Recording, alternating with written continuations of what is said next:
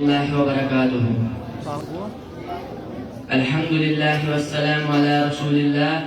أما بعد، قال الله تعالى في كلامه المجيد: ومن يشكر فإنما يشكر نفسه. صدر انجمن اور معزز سامعین، آج کی اس انجمن میں جس موضوع پر خطاب کرنا چاہتا ہوں وہ ہے شکر کی اہمیت. محترم حضرات، اللہ رب العالمین نے یہ کائنات پیدا کی اور اس میں انسان کو وجود بخشا. اس کے لیے طرح طرح کی نعمت عطا کی، جیسے آسمان و زمین، سورج چاند رات دن، ہوا پانی، سردی گرمی، اور اس کے اپنے ہی وجود میں آنکھ کان ناک چہرہ ہاتھ پاؤں، والدین اولاد رشتہ دار زندگی اور موت جیسی نعمت عطا کی. ان تمام نعمتوں کا لازمی تقاضا ہے کہ انشکر للہ ولا تشرک بہ شیئا، اللہ کا شکر کیا جائے اور اس کے ساتھ کسی کو شریک نہ ٹھہرایا جائے. لیکن انسان کی بدبختی ہوتی ہے کہ وہ اپنے مالک کا ناشکر بن جاتا ہے. ہونا تو چاہیے تھا اس کے ساتھ وفا کرے، لیکن اس امتحان گاہ میں آ کر اپنے محسن کا احسان بھول جاتے ہیں اور شیطان جیسے معلوم کی پیروی کرنے لگتے ہیں. ہمارے لیے تو خیر خواہ وہی ہو سکتا ہے جس نے ہمیں سب کچھ عطا کیا ہو.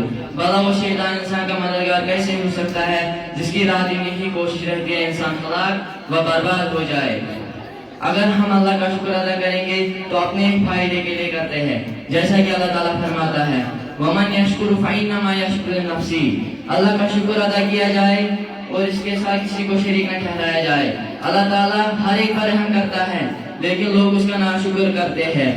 حالانکہ ہم شکر تین طریقے سے ادا کر سکتے ہیں: پہلا دل سے، دوسرا زبان سے، دوسرا اعضاء و جوارح سے.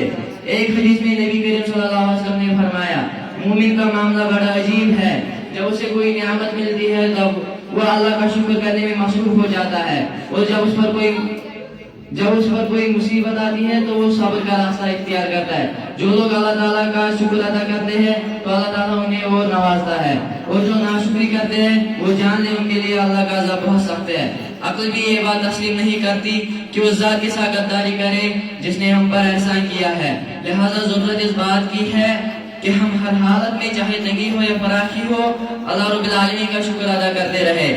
اللہ تعالیٰ سے دعا ہے کہ ہمیشہ شکر ادا کرنے کی توفیق بخشے. آمین. وآخر دعوانا الحمدللہ رب العالمین.